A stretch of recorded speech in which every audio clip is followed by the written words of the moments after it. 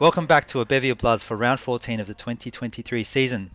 Today, Matt joins me for his first time as a Bevy boy as we break down the Brisbane game where the boisterous Swans boys bring some better effort. So, fluff up your tail feathers and settle in for a potentially biased yarn about all things to do with our beloved Bloods. Swans!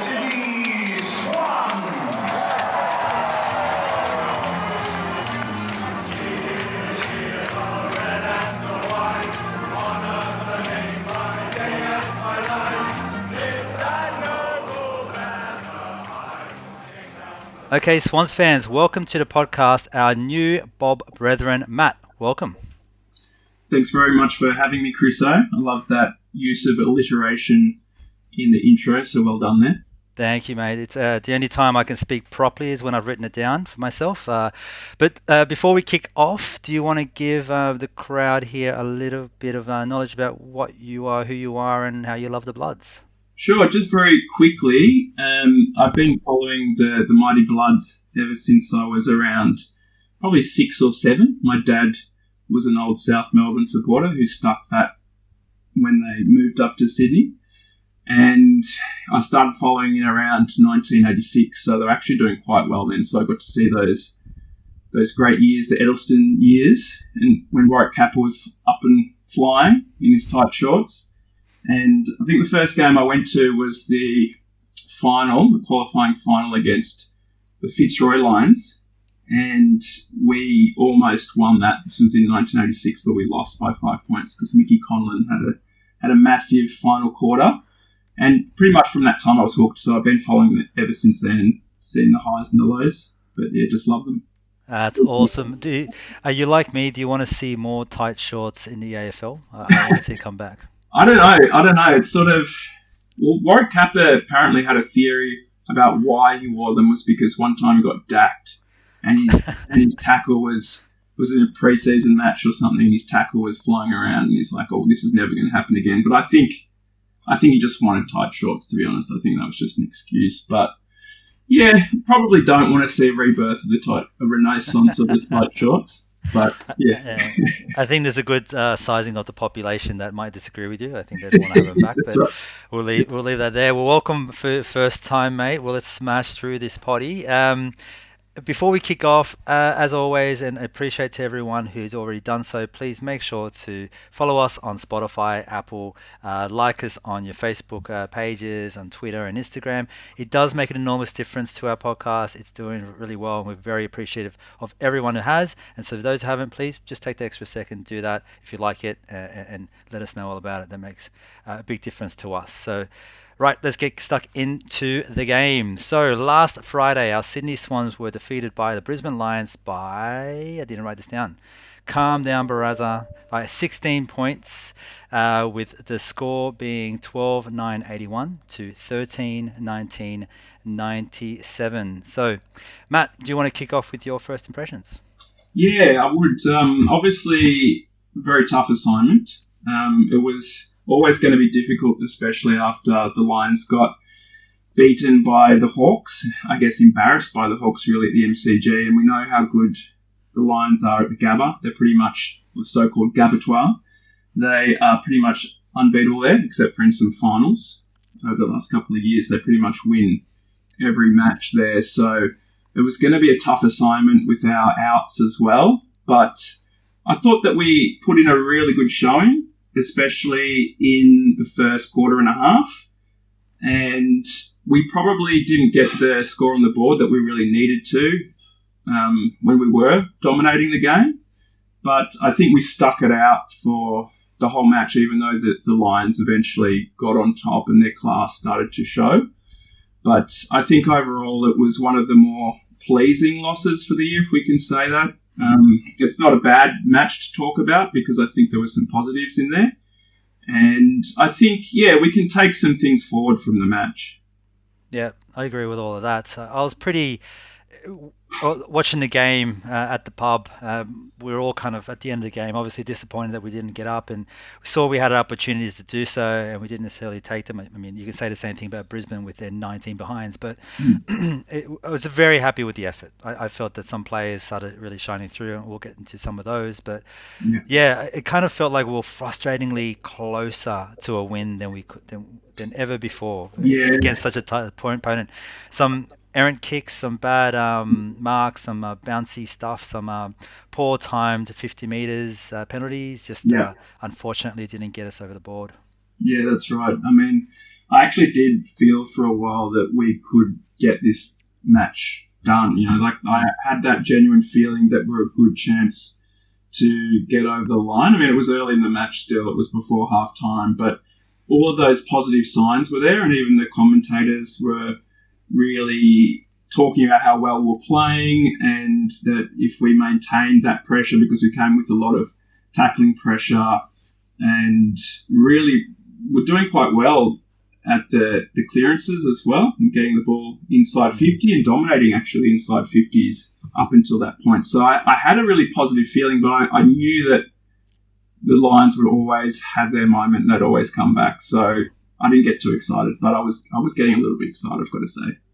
Oh yeah, no, we were getting up and about it at the pub. We were like, we could believe it, and then but yeah, hey, like I said, by the end of the game, smiles all around. We're pretty happy with the way things were. Like there was a few things that I would love to point out. I think Cunners against Charlie Cameron was great. Let's break down a couple of quick stats before as we get on with it.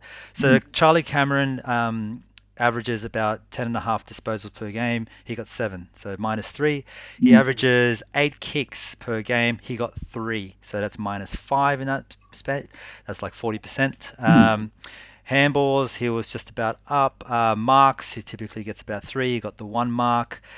He was on average on tackles, and of course the goals, the real meat of it. He kicks about 2.6, and he only kicked the 1 behind for the entire game.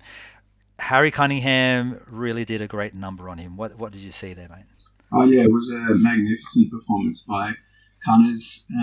Yeah, really tough assignment. Charlie Cameron's one of the most dangerous, if not the most dangerous, small forward in the game. And yeah, and interestingly, we seem to have his number. He doesn't actually play that well against us. I think his averages are all very much down in the last, I think, 7 or so matches that he's played against us. And I'm not sure if that's because I can't remember back to other matches whether Cunningham got the match up as well.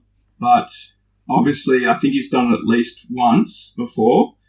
And Horse also mentioned him in the presser. He was very happy with his job. And I think he really blanketed him. And he just wore him like a glove. So Cameron, yeah, he didn't get much of the ball at all and didn't make an impact. And I think that's all you can really ask for from one of your smaller defenders. And I think Cunningham's had a bit of an up and down year, but he's pretty reliable. So I think, Horse likes to put him on the team sheet and give him an assignment. And I think when he's got a very clear role, he can often fulfill that role really effectively. Yeah, and as Steve-O said a number of times as well, it's really hard for us to know what some of these players' jobs are, right? So they've got certain KPIs that need to be done throughout that game. We sit here and we talk about disposals and tackles and marks and whatnot and goals and things that are very impactful to the flow of the ball in itself. But there's a lot going on around the ground that we may not see, and we're not talking about Cunner's possessions or touches or tackles. Right now we're not talking about it, and he did an amazing job. It was what he did off the ball that made a massive difference. So yeah, big raps for Cunner. Like you said, he's kind of been a little bit of the whipping boy. He's not had the best year in all fairness, but yeah, he had a stellar game, and a huge reason why we probably still managed to keep it within touch, I think. Yeah, that's right. And I think it is fair to point out that sometimes we really don't know what the role of a player is, and it's if the player's not getting a lot of the ball, we think that they're not having much of an impact, but they might actually be executing their role perfectly according to what their coaches have asked them to do. So, Cunningham might be actually having a really good year according to what the coaches are expecting from him. perhaps just expect something different as spectators and fans at times. Yeah, and don't get me wrong, I would love to see Cunners. He's kicked 50 goals for his career. Remember that he played forward for a couple of games at the beginning of the season. Yeah. I think he kicked 2 or 3 that day. Or yeah, he kicked a couple, I think, in the first match of the year. Yeah, and we're like, oh my God, Cunners is going to do his second half as a forward. I mean, that didn't end up happening. He needed to help out in that back line when that started getting decimated. He gets thrown around a lot, doesn't he? So yeah. But Mr. Dependable, he's named that for a reason. Yet, I'm not saying he's not had an off year, but this game in particular has been for sure really good. Anything you saw on your side, mate, that you bring up? Yeah, in terms of the good. Yeah, I think, I really liked Amadi's game. I thought that some of his contested marking was excellent. I think he had the equal highest contested marks for the match with 3, and he took 6 grabs overall. And I just feel like he really threw himself into the contest. He made great contests even when he didn't mark the ball. He brought the ball to ground. But some of those marks, floating across the front of a pack or in front of an opponent were just beautiful to watch. He's got a great leap, he's got good hands, and he's effective at ground level as well. So I think obviously we'd like him to be kicking more goals. I think we need that, but I think all round his game was really good. He was getting inside 50 a fair bit as well. So I thought that was a positive. Some of the goals as well. We had a couple of exciting goals. You want to talk about the Braden Campbell one? Oh yeah, that massive bomb. So have we gone with bazooka or cannon for Braden, or both? I don't know. I think both go well. I think actually one of the commentators referred to him as his kick as the cannon during the match. So we might need to go with that. I don't know. Yeah, all right. So Braden Campbell, bazooka cannon, with that massive kick from inside the center square. Like, he punted that good 70 meters, and like not a soft one too. Like, he beat the living daylights out of that game. Yeah, it was a dart. It was actually a nice goal all around because it was well set up too. Because I think it was Rowie that got the clearance at ground level, and his game was immense. I think we'll talk about it in more detail, right? Yeah, we will. He got the ball at some really annoying Indian minor birds outside. Yeah, they're going at it. So if you hear them, sorry. That's all right. Don't have a good mic here. I couldn't even get my Bluetooth headphones to work. But Rowie gets it out. Then Wicks does this sort of little clever toe poke to Campbell on the run, and he just scoops it up and bombs it from well outside of 50. So yeah, that was beautiful. He's one of those players when he runs, he's actually quite clean with grabbing the ball off the ground. Like, he's got so many skills that I'm watching. I'm just like, damn, this kid doesn't really put too much of a foot wrong. Like, he's kicked a few out and whatever, but he just seems, when he goes at the ball, he goes at full speed. He does not hold up. Like, he's ready. He's 100% at AFL speed, and an opportunity for him to see more of the ball, I will take that. I'm very excited about him. He reminds me a bit of Goulden in that way, in that he's small, but he's a real contested player. I mean, he's good on the outside, but he's also good I think he took a bit longer than Goulden to sort of get stronger and more physical, but I think now his contested game is almost as good as his outside game as well, which is great to see. Yeah, and the two of those, we all know how good Evero is. We'll talk about him again, but the two of them in terms of running effort, I'm definitely noticing by this time of the year, I'm seeing them everywhere. Like, I'm not just seeing them cheating in the halfback or sitting outside the role. They are running super hard in defense, and then they're going hammer and tong to make an opportunity going forward. So like it is. The core of a good AFL player is obviously your skill sets and your brains, but like that effort is there with the two of them. Yeah. We are blessed by having these two kids being in the team. And I think they could both go well on the wings at the moment as well, in case we need them to play there on the outside. I think now that Campbell's sort of coming out of the defensive 50 a bit now and he's being moved up the ground, he's playing a bit more on the wing, and I think that's a role that he can play very effectively. Yeah, no doubt. Well, I'll pick up another good stat that I saw, the ruck situation. The ruck situation has been pretty touch and go this whole year. Hickey being out for a while at the beginning and then having to rely on Laddams. Then when Laddams and Hickey were both back into the team, Laddams gets himself injured and he's been out since. Yeah. We've since used Stretch. We've tried to find out other opportunities. Hickey's not been himself rather, has not been the same this year. But this week I felt was quite good. So a couple of the stats for the lads generally in the contest is bring them up. Hickey with 77 rock contests, Hayden McLean with the 25, and Joel Amadi with 11. So the majority of work being done by Hickey, and then another what's that? Give or take 15% done by Hayden, another 10% done by Amadi, give or take. Hickey with the 44% hit out win to advantage. Just hit out win rather, and 40% for Hayden McLean wins, and the measly 15 or so for Amadi. But the ones I'm looking at is Hayden McLean and Tom Hickey. Pretty good numbers there, and Hayden McLean continues his run of over 40% hit out win. In the chop out, he's getting more and more opportunities in that ruck contest. It's been slowly creeping up, and I am starting to see a role where he is really making a massive run for it. We don't know what that looks like when Latham comes around. That's obviously going to shake it up. I don't know whether he keeps, but he's doing a good job, and wherever we put him, he seems to be trying really hard and slowly progressing in the right direction. Yeah, I think he just always gives you 100%. He's a real competitor, and so if we need him up forward, he'll always be creating a contest. If he's not marking it, he's bringing the ball to ground.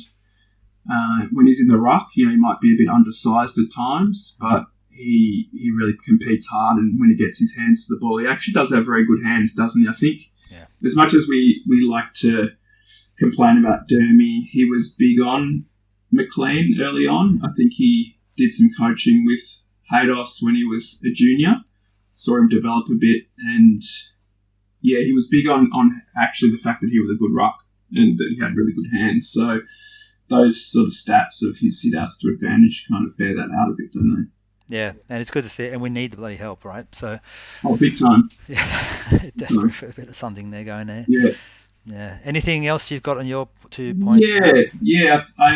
One thing I wanted to talk about was that our pressure was really good in the match, and I think, we always play a high-pressure game, and part of that's, I think, the fact that we tend to have games at times that have got a lot of stoppages and are a bit more congested, but we actually were very effective with our pressure and our tackling, especially early on in the match. And overall, we had 71 tackles, and that was more than the Lions. I don't have the stats here, but it was considerably more than the Lions. And we also had 14 inside 50 tackles as well. And I think that's a number that's been a bit down this year. We haven't been able to lock the ball in our forward 50 and really put pressure on the opponent's defence. So that was good to see, and I think it was working in our favour early on. I'd like to see us bring that every week now and really start to put a lot more pressure on the opposition defences and really kind of try to get those repeat entries and hopefully get some more reward for those entries as well. Yeah, no, good shout. The tackles was 71 to 59, so plus 12 in our way, which is great for us because we've been very low, especially in the tackles inside 50, and we actually got 14 for the game, and our average has been 10 for this year, which is great. So positive signs, especially against a team that is particularly good with the ball. Got to make sure to shake them up. That's right.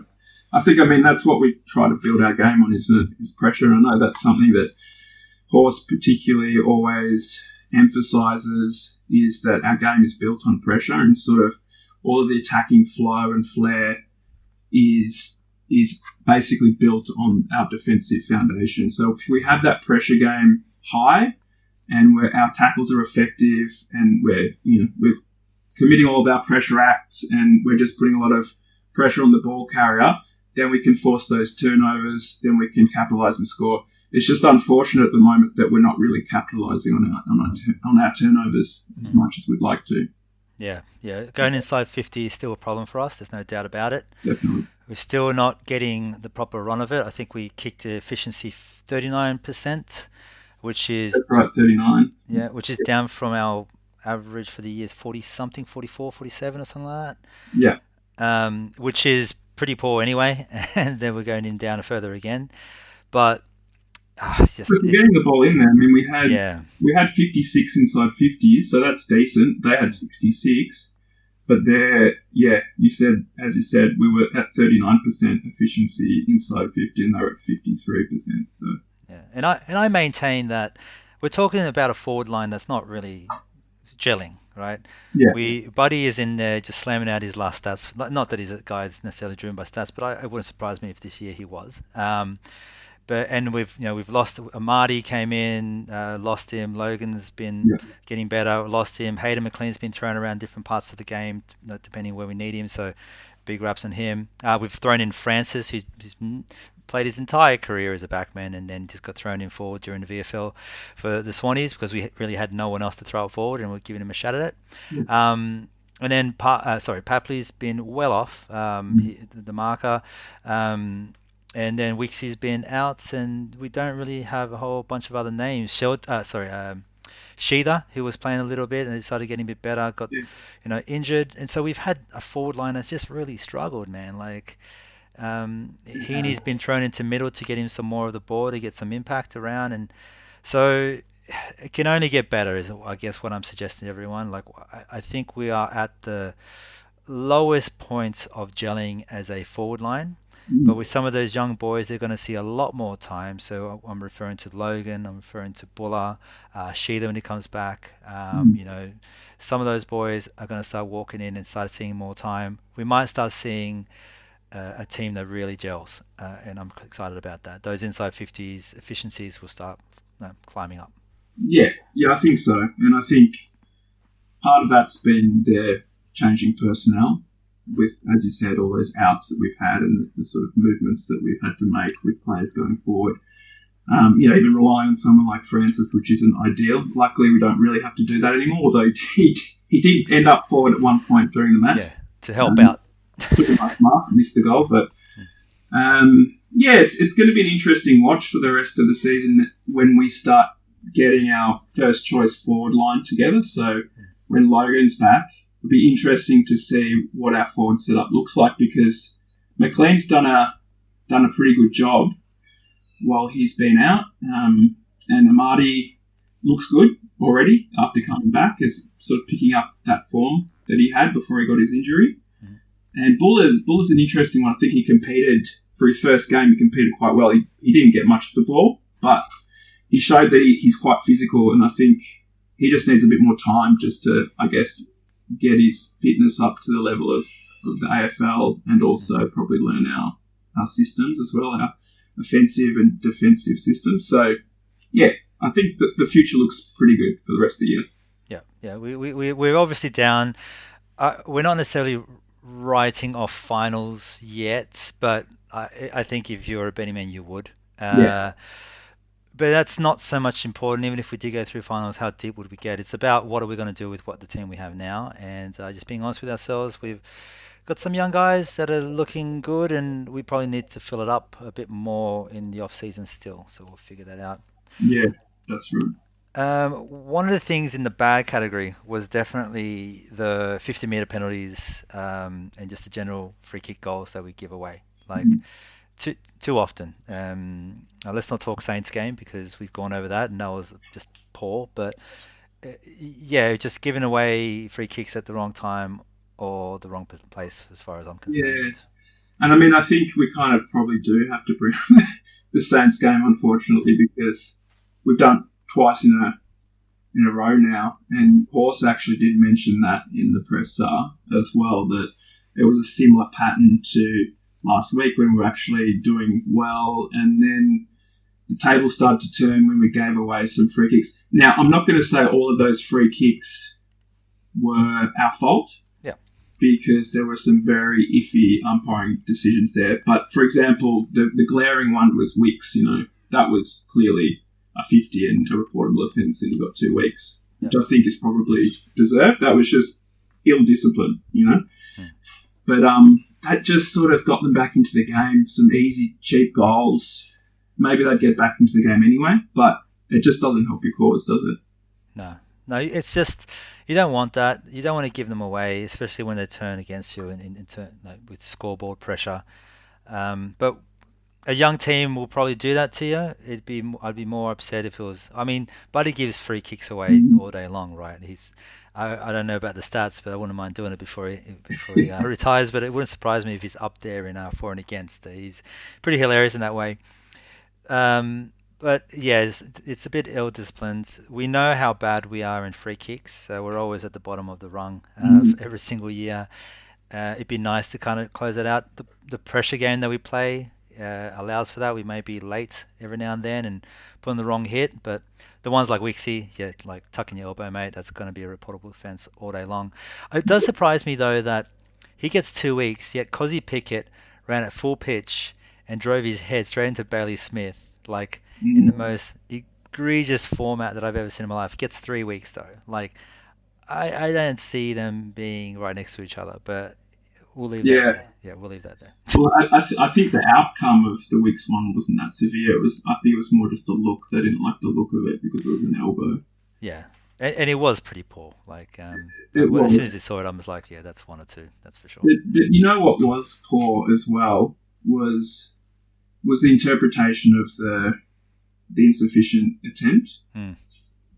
or the deliberate, whatever they call it, deliberate out of bounds or insufficient attempt. There were just some random calls of that and inconsistent calls. And the one that really stood out to me was Rampy's, the goal against, well, I think it was Raynor maybe got the goal, or it might have been Berry, I think, in the pocket. And Rampy sort of was on over the ball, and it was a contested situation. The ball was sort of slipping around, and he did sort of tap it over. But the thing is, 9 times out of 10 that won't get paid. And there was one earlier in the same quarter, I think, where Harris Andrews, maybe it was in the first quarter, Harris Andrews, is that his name? Harris Andrews. Yep. He just blatantly tapped the ball, double-handed, tapped it over the line, and nothing. And then Rampy just this tiny little single-handed tap over, and they get a goal out of it. So, yeah, those sort of things are frustrating, but I guess you got to just keep working hard and overcome that. But it doesn't help when you're at the GABBA and you know that they're going to keep coming. You don't want to give them an opportunity at goal because they've got a good forward set. No, that's right. Yeah, I don't like it. I mean, I don't want to go into necessarily a tangent. I think this is something for the post-season review, but I can probably suggest that the umpiring this year has been one of the poorer ones, the more inconsistent ones of the modern years, as far as Yeah, I can remember. And I don't know whether it's to do with the more umpire situation, whether the quality is lower, or whether it's just the interpretation of the game is given a bit more free flow, or the fact that we don't have anyone that's actually in charge of all of these guys at the yeah, moment with the Gill situation heading off. it's a tricky one. Yeah, I kind of, I'm not sure if it's recency bias as well, but I yeah, do have that same impression that we're almost, and I haven't been watching as much footy this year because we've got a baby, and it's just, it's pretty hard to even just watch the Swans games, let alone the other matches. But so whatever I'm watching, it's sort of interrupted, and I see bits and pieces. But I have the impression that it's really bad this year, and my theory, and it's probably bogus, but this is just my theory, is that because they now have 4 umpires, they actually have less quality umpires on the field because they've had to bring up umpires from, maybe, I don't know where they came from. They retrain them from the VFL or whatever it is. But the standard, maybe there's always one umpire or 2 umpires that aren't that good on the field. Plus, everyone has to feel useful all the time because there's so many of them. So they feel like they've got to pay stuff all the time. And then the changing rules and interpretations just make it impossible for them anyway. So it's probably, combination of things that are really make it difficult to umpire at the moment. no, I agree. It's bloody hard game to umpire. Like I It would not like their job. It would suck. It's hard. It's quick. The crowd is on ya. Like trying to make a call against, say, Collingwood at the MCG on a Friday night, right? You're gonna get booed to daylight. But yeah. that's the kind of what you signed up for, in a way, kind of. I don't Mm, necessarily agree that you should just cop abuse for no reason. It's a tough game, but it is. like, so long as they, this is the thing that I see. This is the way that I look at it. If it's acknowledged and they say, look, we're looking into it, we're working on it, we're training up people, we're going to look at the rules, try to simplify them, have some consistency. That's what I want to hear. I don't necessarily need someone to come out every week and go, yeah, we've got these three wrong and these two Mm, correct, because it's inconsistent, but even on the field between umpire to umpire, and that's what mm, concerns me. So anyway, I don't yeah. want to go too far down that rant. We're going to satisfy enough people, and there's no conspiracy theories here in proper Bob Yeah. form. No Need more tinfoil hat conspiracies. wearing today, Yeah. unfortunately. All right, mate. Favorite moments? Do you want to go through a couple of yours? Well, I think I accidentally jumped forward to that earlier when I was No, but it's good. Campbell goal. the Why not? cam goal, but that was just beautiful to watch. Mm. Just the whole setup, as I said, Rowie to Wicks, that little toe poke, and then the big bomb from the cannon. But there was also another beautiful kick that he did later in the match. I think it might have been in the last quarter when he hit up. I think it was it Papley? He hit up. I think he was coming out of the defensive 50, and he just 50-meter bullet pass to Papley, who then sort of wheeled around and then passed it forward to Hayward, and I think Hayward got a free kick, and I think we got a goal out of that. Hmm. But that was beautiful, just seeing his kick. It's as close as you get to footballing pornography, I think, is Campbell's left boot. Yeah. So anything that he does is always good to see. Yeah. That's it. I love it. Football pornography. Yeah, the old bazooka cannon. That's it. Love it. I've got down the Blakey getting his head smashed into the pole. Now, bear with me. I'm not suggesting I enjoyed seeing that, but what I like seeing, I saw two people in frame. I saw Charlie Cameron and Harry Cunningham sprinting at full pitch back. And I was impressed about how far, because I know Charlie Cameron's quick. I've seen enough of him. I'm a big fan of him. He's an incredible player. I know Cunners is kind of quick, but I didn't realize Cunners was that quick. Out of nowhere, in comes the goanna at full pace, mate. And Yeah. he I don't know how he beat them both to the ball, because he was well behind. And yeah, as far as his efforts was concerned, he got his head smashed into a pole for his effort. But superb, and nice of Charlie Cameron to immediately stop, like, look to this guy like, oh, I missed my opportunity, but then go straight over to Blakey and go, like, you're all right, mate. There's nothing in that. Yeah, Yeah, cool, that no was good worries. to see. Yeah, And yeah, it was desperation, wasn't it, from the Lizard? It was sort of reminiscent of some of those efforts, those defensive efforts from last year from Rampy and Fox running back. that's right. So it just shows that the spirit's still there, and it's great to see leaders like Blakey actually demonstrating, leading by example, and showing that no matter how poorly we're going this year, we're still going to put our bodies on the line for the cause. Yeah. Signed a big deal. Had himself not the best week last week, to be fair, but week two goes out there and throws his body at it. That's what you want to see, right? Oh, exactly. He's not cheaping out on this 7-year deal, kids. He is here to win. He's here to play. So that's good on him. That's right. Any other moments that you saw? Any other moments? I'm just trying to think what else stood out. Kind of probably more was just sort of like the team stuff, really. But Rowie's sort of contested work, I think, was really impressive, particularly early in the game, and the job that he was doing on Lockie Neal was exceptional. And I think last week he was the highest ranked player, wasn't he, on the He field? was, yeah. Yeah. And I think up until half time, or at least halfway through the second quarter, he was the highest ranked player on the field again. So Champ. it's good to see some consistency coming back into his game, because his final series last year was exceptional, and I was thinking this is going to be Rowie's year. He's going to really sort of build on that and become one of those sort of contested beast players that, one of those, I didn't think he was going to become an A-grader straight away, but, just really continue that development. And he was just a little bit up and down this year, but his pressure's always there, his tackling's always there, but I just wanted to see him get a bit more of the ball, and I think he's starting to do that. So I think he got, over 20 possessions ago. I think he got 23 or 24 possessions. Yep. 23. But he also had the equal highest tackles for the game, 11, and the most pressure acts, I think, for the game. So, yep. Yeah, love what Rowi's doing at the moment, and I'm just hoping that form continues, because we really do need him at the coalface, that grunt work that he does. It's really essential for us. Yeah, missing out on a big boy like Joey Kennedy. You're never going to be able to make up a play like that, but what you can do is try to fill up their role with a few different players, playing some contested possessions, playing some hard footy.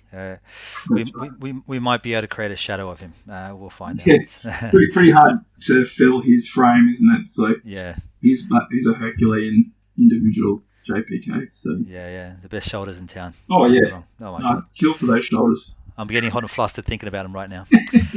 All right, let's get stuck straight into the Bob medal. This is our equivalent of the Bob Skilton, of course. We give 3, 2, 1 points out to the best Swans players in each game. And then this week, I'm heading off to Europe next week for 3 weeks. Tomorrow for 3 weeks. I'm really excited. I'm heading away with my fantastic new fiance. And thank you. I will be bringing back a stein of beer and some coffee from Italy to give to the winner, which for this week is 3 points to Parker, 2 points to Rowie, and 1 point to Goulden. So, Matt, do you want to take it away with Parker? Yeah, Parker. What a leader. He's just all you could ask for in a leader. Every week he's there. He's really just putting his body on the line. He's clean with the ball. He gets clearances. He's skillful. He can take a good mark. He can kick a goal. So this match, what did he get? He got 24 disposals, kicked a goal as well. As I said, 11 tackles, which was equal highest for the match, and four centre clearances, which was, I think, the equal most for the match as well. 25 pressure acts, and I think 14 contested possessions out of his 25. So he's kind of just doing, as you say, he's doing Parker things. That's just what he brings every week. And you also saw him at the end of the match, bringing the boys in, giving them a pep talk, I guess, covering what they did really well, what they need to keep working on. But he just has all the signs of a great leader, and he's just a quality individual. And I think we were very disappointed that he got that week off for that tackle, because that he's never going to intentionally hurt someone. I mean, maybe if it's in the rules, Yeah, if it's in the game, shoulder or something like that. Yeah. But he wouldn't intentionally sort of try to knock someone out or anything like that. So it's sort of disappointing that he was suspended, because I see him as a clean skin. He's one of those, archetypal best and fairest players. The fairest is there with the best, and one day it would be great if he could get a top 3 finish in the Brownlow, but it's hard with all those sort of elite players around. But he's just one of those players that I think every fan would like to have on their own side. Yeah, no, you nailed it. I think you said it perfectly. There's nothing that Parker does on the field that's ever really questionable, is there? Like in terms of dodgy hits, he's playing in the hardest part of the field, and one of the hardest players that's been on the field on any other day, and just continues to just knock guys over, but also just get the ball cleanly and just get on with it. So a true leader in many, many ways, not just on the field with the team. That's right. Look, I think it's quite telling we talk about Rowbottom next for this 2 points. So Rowbottom, with it, as you mentioned just before, fantastic game. Just a couple extra stats to throw out there. 15 contested possessions, best on ground, I think, for Swannies. 13 ground ball gets, which is best on ground. 11 tackles, as you said, best on ground alongside with Parker.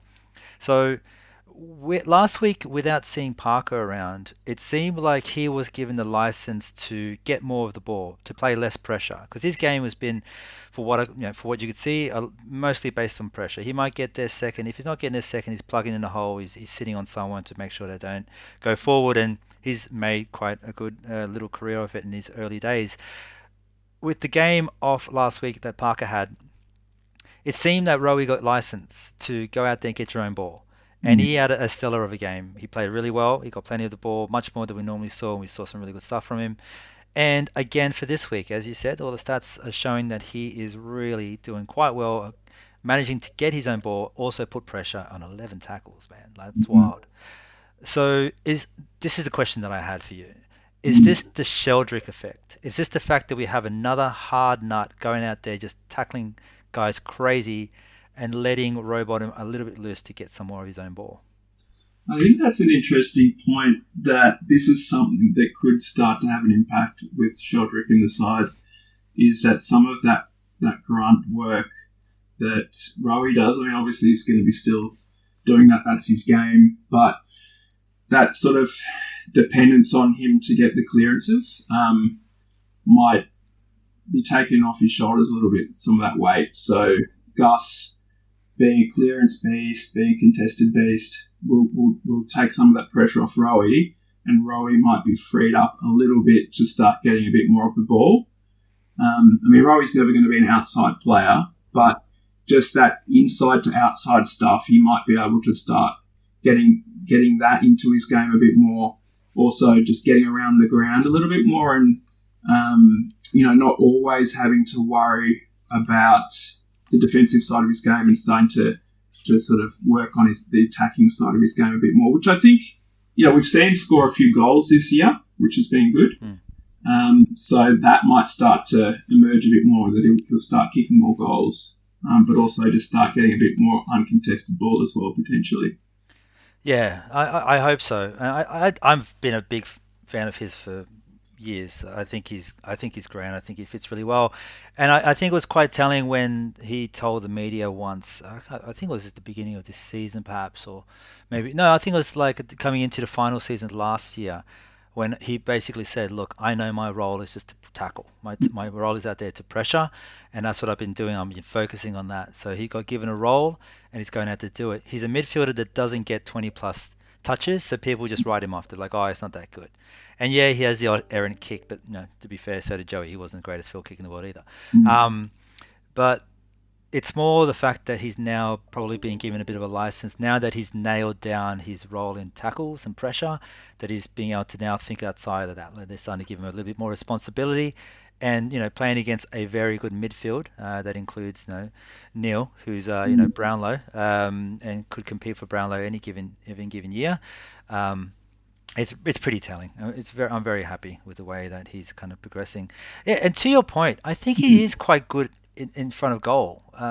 Yeah. Something in top of my head makes me feel like he has a pretty good average. So I'm just going to quickly look it up. I think he's good with the snaps, particularly like when he gets those crumbing goals, where it's sort of front and center or front square, and those snaps.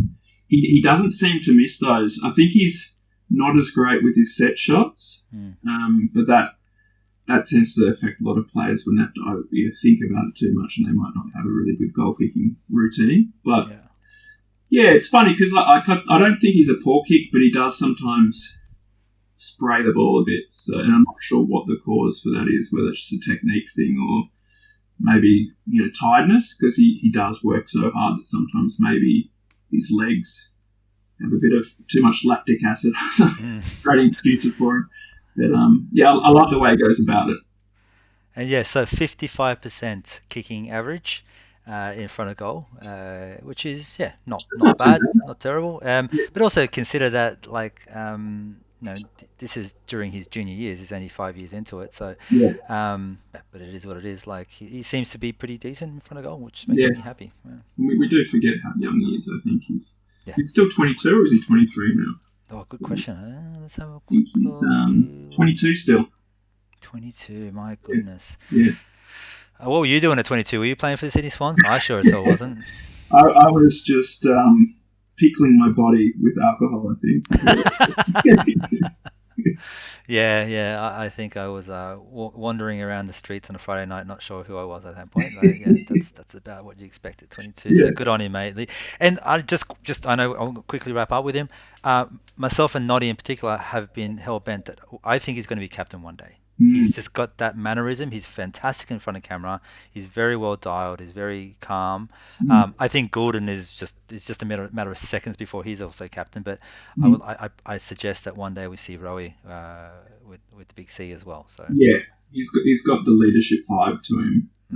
Just more in how he goes about it and what he demonstrates on the field, because yeah, you know he's always going to give you maximum effort, and I think through thick or thin, he's going to give you that elite effort, and he's done that again this year. Even when perhaps maybe hasn't been playing as well as he was at times last year, but you can just tell the effort's there. It's never through fault of that.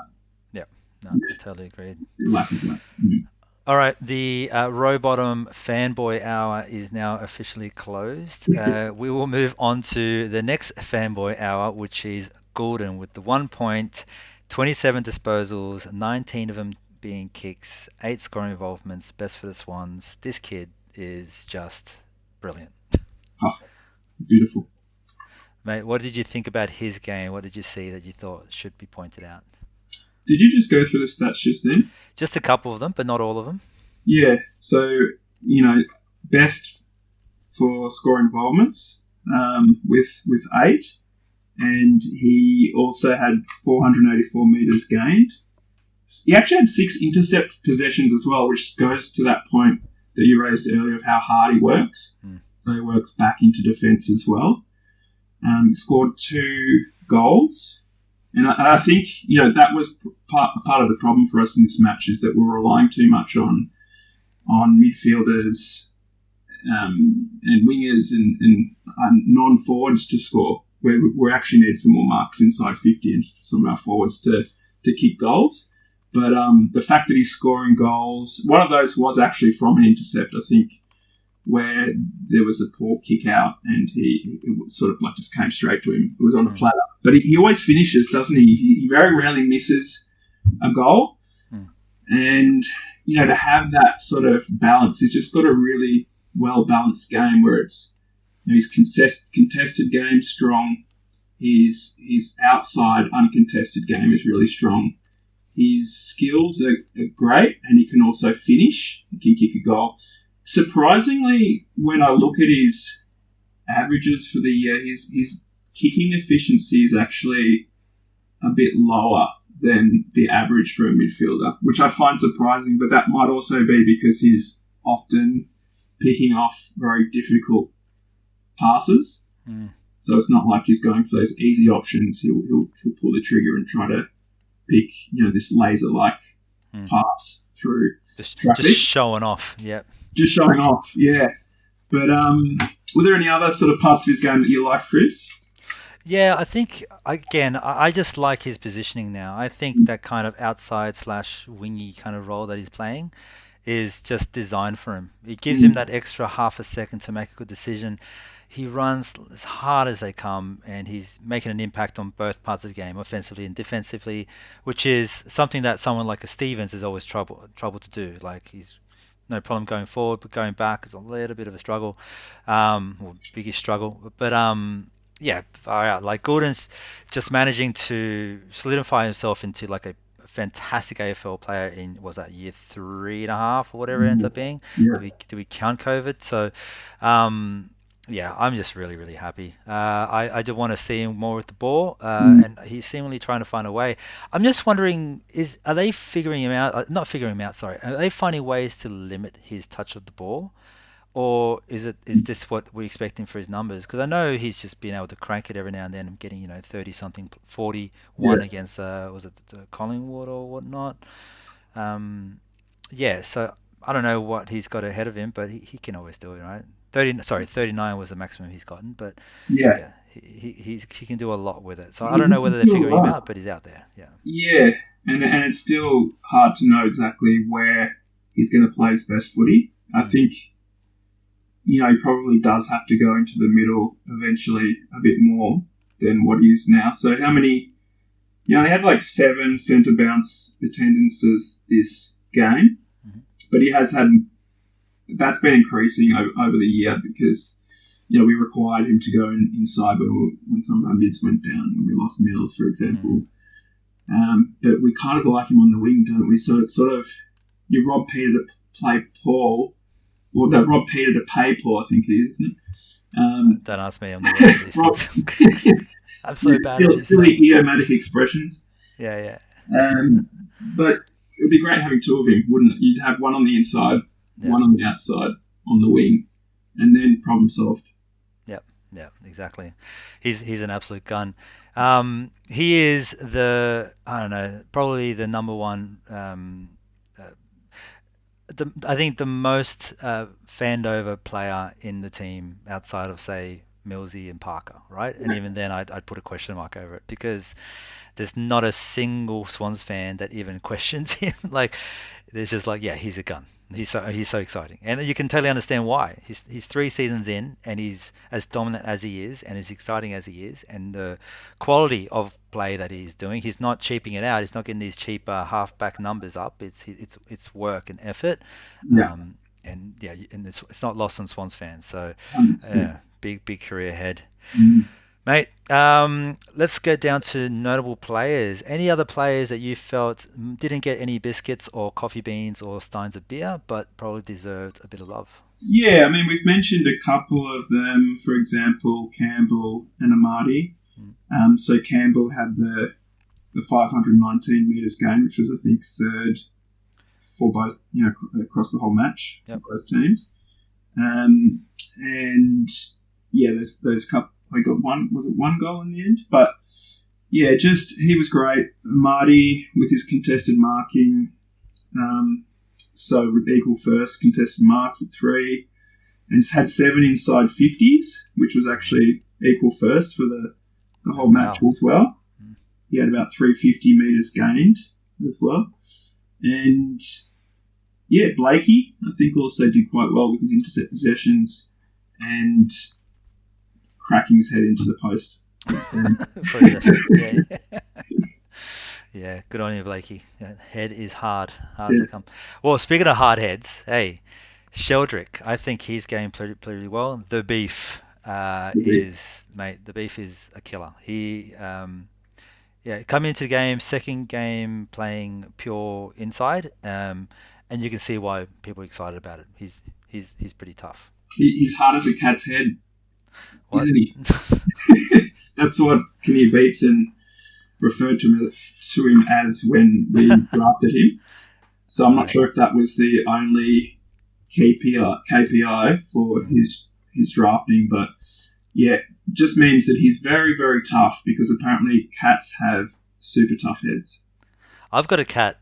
I don't know how hard her head is, but I can tell you how stoic she is. You can do the coolest things ever, and she'll just look at you like you're an idiot. So, I guess, maybe, we can go with that. We can go with that. But what about his goals? I mean, that right foot goal from, I think it was about 40 metres was beautiful. I mean, that's on his non-preferred, and lefties traditionally aren't that good on their non-preferred. I mean, look at Buddy, for example.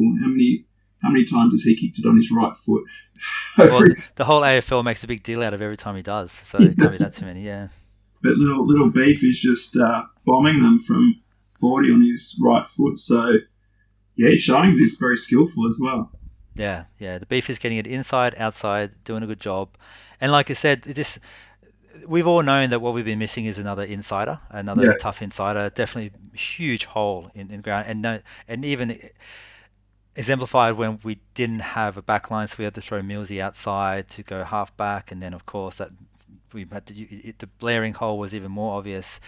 So yeah, him coming in is just brilliant. Really happy. When we go to play against someone like the Cats, I want to see him still play and definitely get his role in there to see how he can bring his task to good teams. But very happy. I mean, the Beef is good.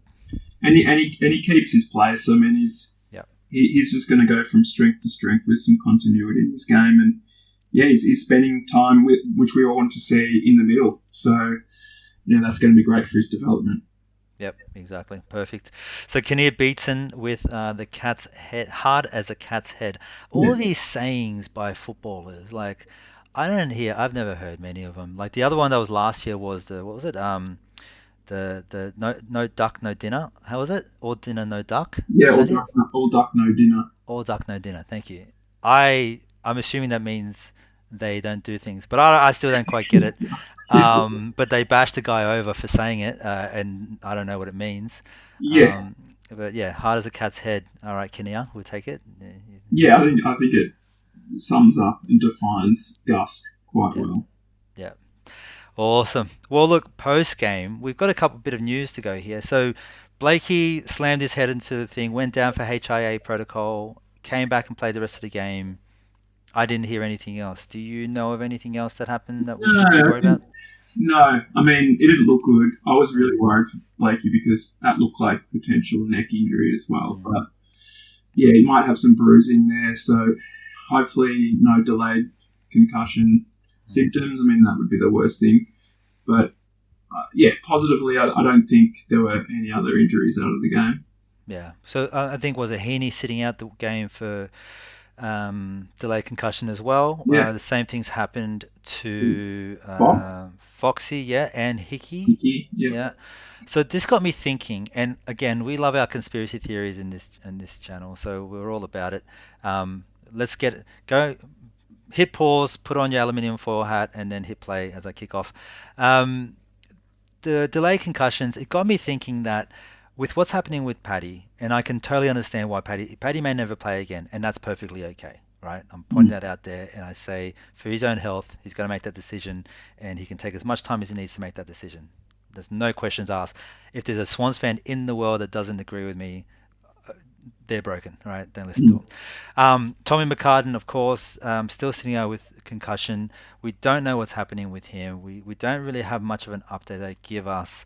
I can appreciate why they're being particularly tight with him, especially what's happened to his brother, whether there's some kind of cause for concern between the brothers or whether he's just wanting to sit out to just see what happens with his brother. I have no problems either one of those. They take their sweet time.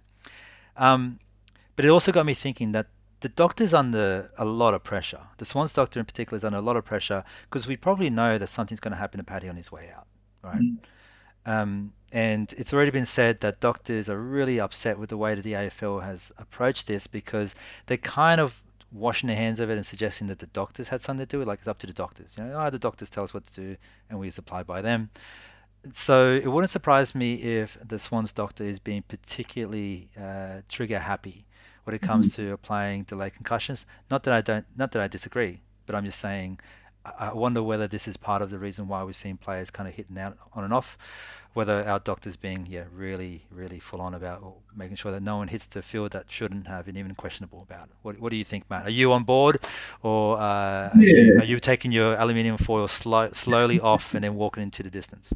no, I think there's probably some validity to that because, yeah, I think they'll all be very overly cautious in the current environment because, there's threat of prosecution even if Mm, people don't protect players as much as possible. So, and I like it. I mean, I like the over precautionary approach because these are people's lives and, they live for a long time after football. They have families and, we love to see them play. We love to see them, put their bodies on the line. But at the end of the day, we're not doing it. So yeah. they're getting paid well to do it, obviously. But still, like, we do want them to live healthy lives. So, I'm happy if it means, players sitting out for an extra week or two here and there, then I'm all for it. Yeah. Yeah, I wonder what the new world looks like as well based on that. I wonder whether this is going to be the more regular scene that you might see. Mm. It'd be interesting to see whether Blakey does sit out this week just as a precautionary measure. But either way, it is what it is. We've got to fill up a team anyway. Injuries do happen. People sit weeks off, so Mm. you just need depth. It is what Yeah. it is. So. Okay, well, if we move on quickly, MRO, we've spoken about Wixie, he got himself his 2 weeks. Any questions there, mate? Do you suggest it more, less, in between? No, I mean, I think it was one or two. I think, the impact wasn't that strong. Mm. Obviously, it wasn't comfortable for the player that he hit, but it wasn't like a risk of concussion or anything like that. But I think just the look of it and the act itself, as it was a non sort of footballing act, I think 2 weeks was probably fair enough. And it's pretty clear they're trying to stamp that kind of stuff off out of the game. It's like off the Yeah, ball, late hits, they don't like that sight, so they're trying to take that out. If you get that's right. slammed into each other, then they're like, okay. But if it's like that was pretty lazy. Yeah, they're gonna smash us. So that's fine. Yeah. Okay, well, let's get to replacements. One of our fun times. Mm. Who do you see coming out? Who do you see coming in? And let me kick this off. Buddy, is Buddy coming back straight into the game? Yeah, that's an interesting one. I guess it depends on Logan because Mm. I think he is training again, according to Horse. Horse mentioned in the presser that the post-match presser that he is training again, but it still might be too early to bring him straight back in.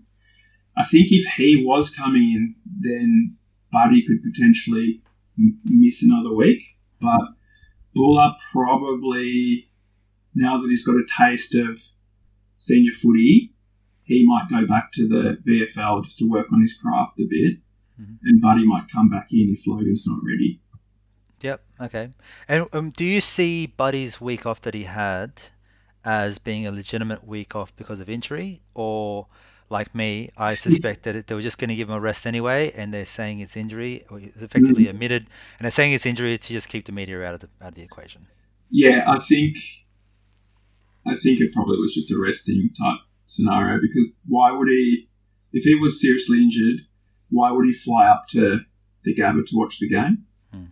Um, he might have a niggle in his knee, which is what they cited, a knee problem. And I think he has had niggling knee issues throughout his career. But I think he didn't have a very good preseason or a full preseason because of an operation that he had in the off season. So they're always planning to rest him at sort of intervals throughout the season. And I guess those sort of matches where you do travel would probably be good matches to rest in. But they travelled anyway, so I don't know. But yeah, maybe a bit of both. But I probably think it was more that they just wanted to rest him, but they didn't. They wanted to give him an out for maybe also not being at his best in the last couple of matches. Don't forget, was it Brisbane, friggin' Channel 9 or whatever, was suggesting that he bought a big house in Brisbane. That's why he was going to move to Brisbane to play for them. That's right. Remember? Yeah. So we don't know. Maybe he's going to play for Brisbane next week. Whatever. Channel That's it. 9, Brisbane In media. fact, Gunston's Useless. place. I mean, Gunston Yeah. dropped himself. So Yes, that's it. That's something I don't ever imagine Buddy doing. Just going, you know what? I haven't been playing that good. yeah, that's right. Yeah, it's an interesting one. That. Yeah. All right.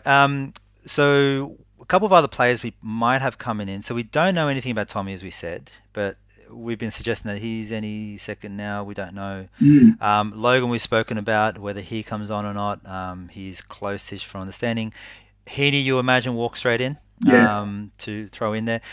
And then Millsy is the other question. Is he ready to go? Does he come straight in as well? yeah, Um, if of all the players, did you have any ideas of who you'd probably sit out, or yeah. any strong opinions? I guess is where I'm heading with. It's always a tricky one, team balance and who comes in and who goes out. But I think Stevens as a sub probably will go back to the VFL. Which he didn't have much of an opportunity to sort of have an impact this week, but he probably still just needs to work on some things in the VFL, which I think they were just wanting him to be in the guts, work on that, work on his physicality, work on his tackling and things like that. But he probably goes out. Buller probably goes out just to continue that development in the VFL. Plus, our VFL team needs a bloody forward. So. We can't. Okay, let's get straight into that. We got slammed, 90-something points against Brisbane. Yeah. But Brisbane's got an amazing. They're basically where we were a couple of years ago in terms of just having an entire AFL team playing VFL. Pretty much half an AFL team ready playing VFL, and they don't have to. So, which is the total opposite to where we are, which we have a lot of young guys playing their first VFL season. Yes. So very different setups. Generally speaking, because of our injuries, we've got less AFL listed players in our VFL side. Plus, the ones that we do have in there pretty much have very little or none or no AFL experience. Yeah, exactly. So, yeah, I mean, there's still exciting things. Okay, so if Millsy and Heaney come back in, who drops out? So you're suggesting Stevens probably walks off. Wicks has to drop. Wicks, yep. So it might be Wicks and Buller out of the 22.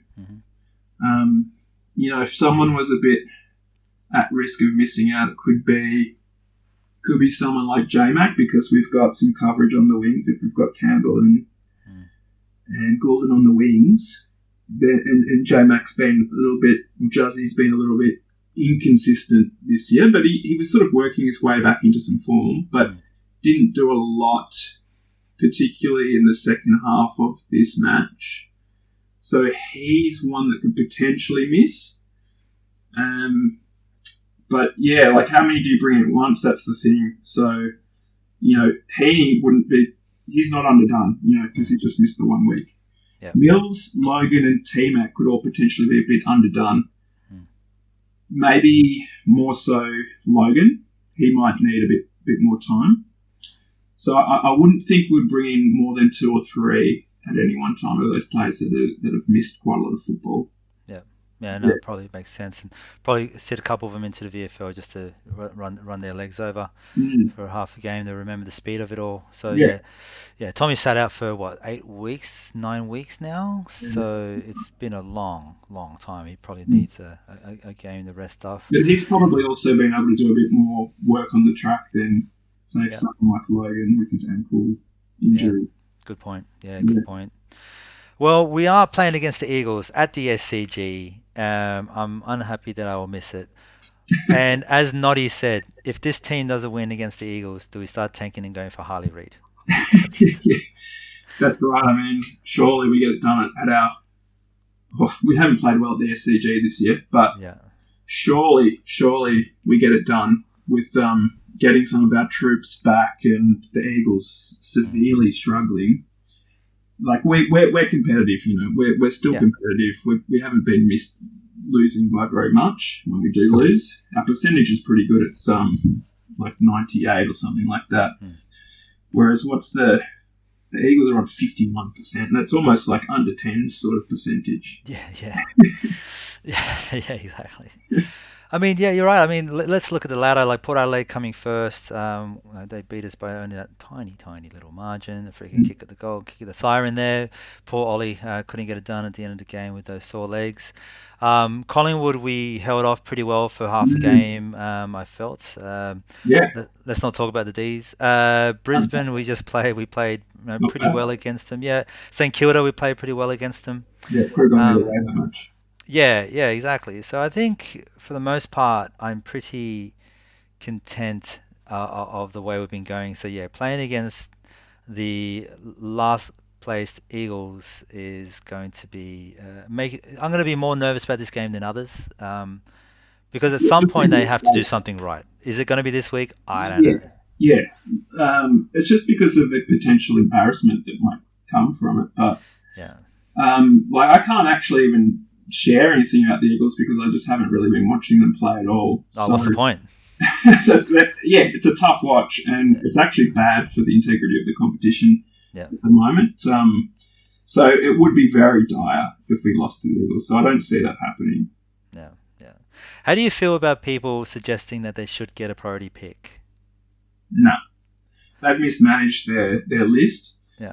And they've been unfortunate with injuries, which has sort of compounded that. Yeah. But so we've been probably not to that extent this year. We've had a lot of injuries, but we're not as garbage as they are. Yeah.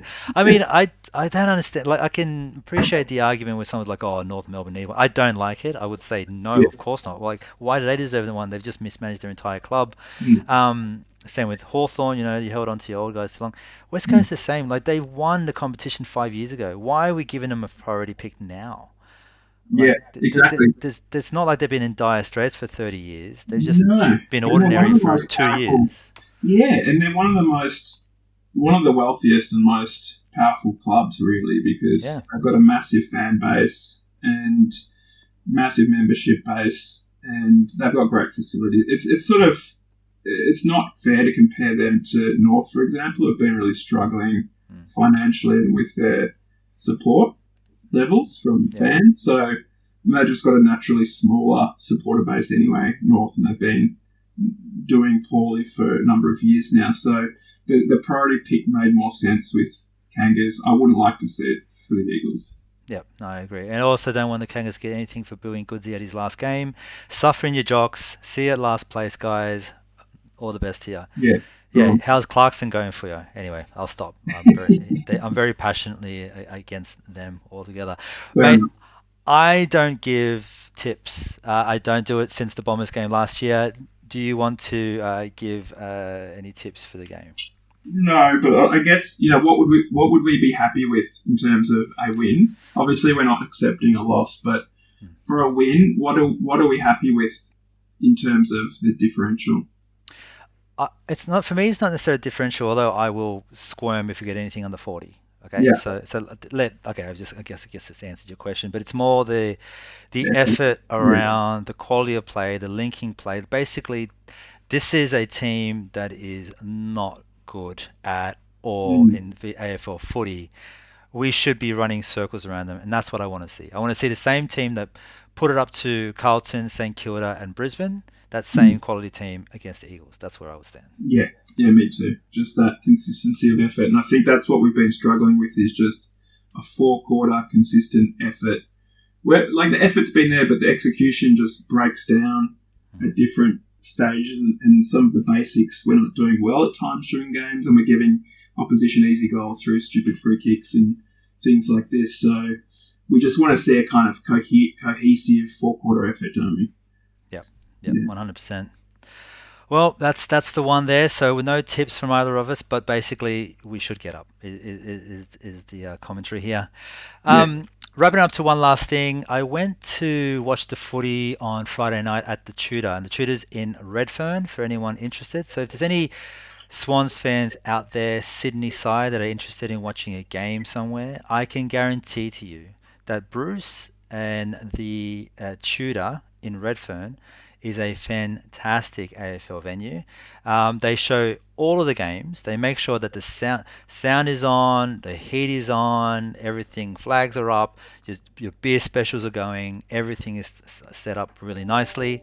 Um, to give you guys a bit of an indication, there are some, in quotations, Swans pubs that people suggest in Sydney that are not Swans pubs. And for those down in Melbourne, I will tell you this much, and you'll be surprised.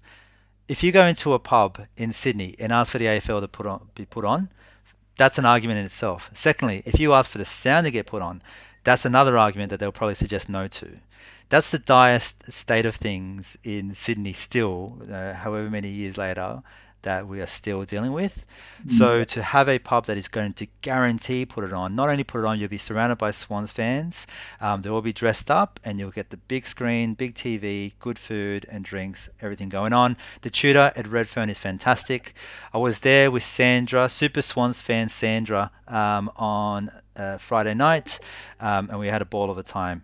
So if you do go, make sure you ask for Bruce. Tell him that Bob Bevy of Bloods sent you, and he'll talk your ear off. He's got a lovely little dog and a good crack over there at the Tudor in Redfern. So, Matt, Good. thank you so much for joining in, mate. I much appreciate it. We'll have you on, no doubt, in the future. Thanks very Um, much. yeah, no worries at all. Hopefully get up for West Coast. We'll see you at the SCG. And until then, up the Bloods and can you Swannies!